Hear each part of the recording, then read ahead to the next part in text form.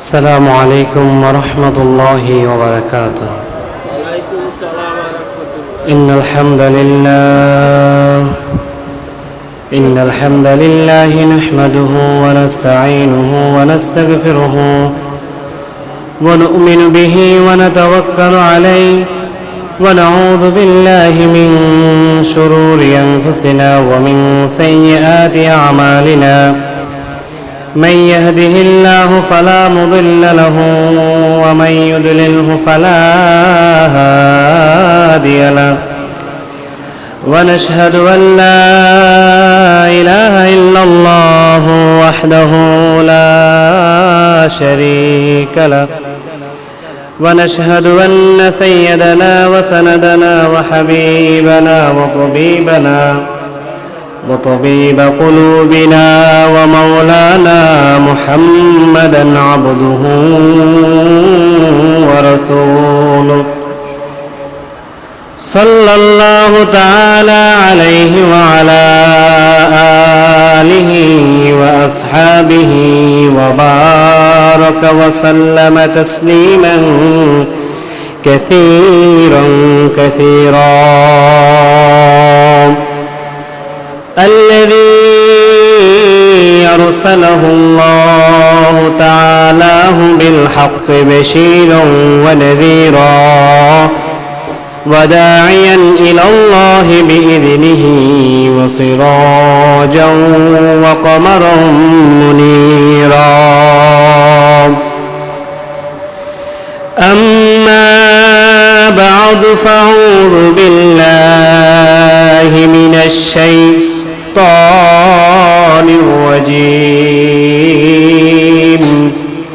بسم الله الرحمن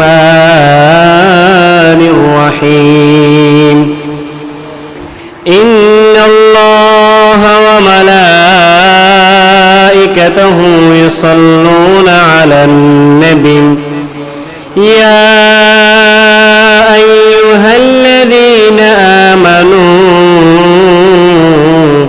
صلوا عليه وسلموا تسليما.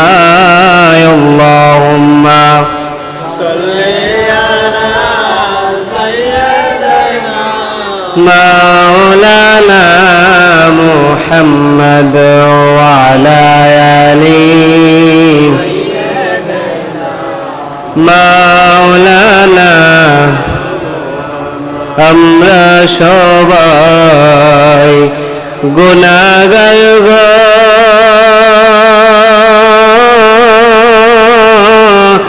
নবীজি আপনায় চিনলাম না, এ কারণে রোজ হাসরে আমাদেরকে ভুলিলেন না। আল্লাহুম্মা সাল্লি আলা সাইয়্যিদিনা মাওলানা মুহাম্মদ ওয়া আলা আলি সাইয়্যিদিনা মাওলানা মুহাম্মদ। লা ইলাহা ইল্লাল্লাহ لا إله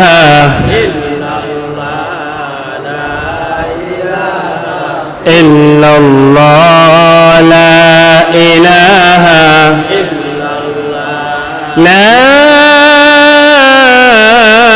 إله إلا الله محمد رسول الله সাল্লাল্লাহু আলাইহি ওয়াসাল্লাম। আলহামদুলিল্লাহ, সমস্ত প্রশংসা মহান আল্লাহ রাব্বুল আলামিনের দরবারে, যে মহান আল্লাহ রাব্বুল আলামিন আজকের এই মুতাবাররক বরকতময় দিন, পবিত্র জুমার দিনে আল্লাহ তাআলার ঘর মসজিদে আসার এবং বসার তৌফিক আমাদেরকে দান করেছেন। পাশাপাশি রাসূল করিম সাল্লাল্লাহু আলাইহি ওয়াসাল্লামের শানে দুরূদ কারীমা পড়ার তৌফিক দান করেছেন। এজন্য সকল অন্তর থেকে শুকরিয়া জ্ঞাপন করছি, বলি আলহামদুলিল্লাহ। লক্ষ কোটি দুরূদ ও সালাম প্রেরণ করছি আকা নামদার তাজদার মদিনা সরকার দু আলম রাসূল রব্বিল আলামিন, যিনি গোটা বিশ্ব জগৎ সমূহের জন্য রহমাতাল লিল আলামিন, সে মহামানব মুহাম্মদুর রাসূলুল্লাহ সাল্লাল্লাহু আলাইহি ওয়াসাল্লামের মুবারক শান। মুআজ্জাজ মুকাররম রব্বুল আলামিন আমাদেরকে যে পৃথিবীতে প্রেরণ করেছেন, একেবারেই তিনি আমাদেরকে প্রেরণ করেন নাই, এটা আমরা পৃথিবীর ইতিহাস থেকেও জানতে পারি। রব্বুল আলামিনও আমাদেরকে এই ব্যাপারে জানিয়েছেন। আল্লাহ রব্বুল আলামিন এই পৃথিবীতে হযরত আদম আলাইহিস সালাতু ওয়াস সালাম এবং হাওয়া আলাইহিস সালাতু ওয়াস সালামকে প্রেরণ করেছেন। তাদের থেকে একের পর এক মানুষ এই পৃথিবীতে আগমন করেছে। আল্লাহ রব্বুল আলামিন এই ব্যাপারে কুরআনুল কারীমের মধ্যে আমাদেরকে জানিয়েছেন, ইয়া আইয়ুহান নাসু তাকু রাব্বাকুমুল্লাযী খালাকাকুম, হে মানুষ সকল, তোমরা তোমাদের প্রভুকে ভয় করো, যিনি তোমাদেরকে সৃষ্টি করেছেন মিন নাফসিন ওয়াহিদা, একটা মাত্র প্রাণ থেকে তোমাদেরকে সৃষ্টি করেছেন। আর সেই একটা মাত্র প্রাণ হলো হযরত আদম আলাইহিস সালাতু ওয়াস সালাম। ওয়া খালাকা মিনহা যাওজাহা, এবং সেই প্রাণ থেকে অর্থাৎ আদম আলাইহিস সালাতু ওয়াস সালাম থেকে আল্লাহ তাআলা তার বিবি হাওয়া আলাইহিস সালাতু ওয়াস সালামকে সৃষ্টি করেছেন। অবাসসা মিনহুমা রিজালান কাসীরা ওয়া নিসা, এবং এই দুজন থেকে রাব্বুল আলামিন এই পৃথিবীতে অসংখ্য অগণিত মানুষ সৃষ্টি করে প্রেরণ করেছেন। এবং কিয়ামত পর্যন্ত যত মানুষ এই পৃথিবীতে আগমন করবে, এই দুজন থেকেই আল্লাহ তাআলা সমস্ত মানুষকে সৃষ্টি করে প্রেরণ করেছেন এবং করবেন। সুবহানাল্লাহ। সেজন্য আমরা সেই প্রভুকে ভয় করব, সেই প্রভুর ভয় আমাদের হৃদয়ের মধ্যে লালন পালন করতে হবে। রাব্বুল আলামিন এই যে আমাদেরকে পৃথিবীতে সৃষ্টি করে প্রেরণ করেছেন, আমরা দেখেছি আদম আলাইহিস সালাতু ওয়াস সালাম পৃথিবীতে আগমন করেছেন এবং তিনি পৃথিবী থেকে চলে গেছেন। এরপরে আল্লাহ তাআলা একজন আর দুজন নয়, লক্ষাধিক নবী এবং রাসূল মানুষের হেদায়েতের জন্য আল্লাহ তাআলা এই পৃথিবীতে প্রেরণ করেছেন। তারা পৃথিবীতে এসেছেন, কেউ স্থায়ীভাবে পৃথিবীতে থাকেন নাই, আবার চলে গেছেন। যেমনিভাবে আল্লাহ রব্বুল আলামিন নবী এবং রাসূলদেরকে পৃথিবীতে প্রেরণ করেছেন পথহারা মানুষদেরকে পথের দিশা দেওয়ার জন্য, পথভ্রষ্ট মানুষদেরকে পথের দিশা দেওয়ার জন্য, জাহান্নামী মানুষদেরকে জান্নাতি বানানোর জন্য। যেমন আল্লাহ তাআলা যুগের শ্রেষ্ঠ এবং মানুষের মধ্যে শ্রেষ্ঠ জীব, সর্বস্ব সবচেয়ে বেশি সম্মানী মানুষ নবী এবং রাসূলদেরকে প্রেরণ করেছেন, আবার তাদের অপোজিটও আল্লাহ তাআলা এই দুনিয়ার জমিনে কঠোরপন্থী কিছু কাফের বেঈমানদেরকে রেখেছেন। যেমন মূসা আলাইহিস সালাতু ওয়াস সালাম ফেরাউনের সময় পৃথিবীতে আগমন করে ফেরাউনকে দ্বীন বুঝিয়েছেন, দ্বীনের দাওয়াত দিয়েছেন। যেমনিভাবে আল্লাহর শ্রেষ্ঠ পয়গম্বর মূসা আলাইহিস সালাতু ওয়াস সালাম দুনিয়ার জমিন ছেড়ে চলে গেছেন। ফেরাউনও এই পৃথিবীর মধ্যে অনেক ক্ষমতাধর ছিল, অনেক শক্তিশালী ব্যক্তি ছিল, অনেক জালেম ছিল, জুলুম করেছে, কিন্তু সেও পৃথিবীতে থাকতে পারে নাই, তাকেও চলে যেতে হয়েছে।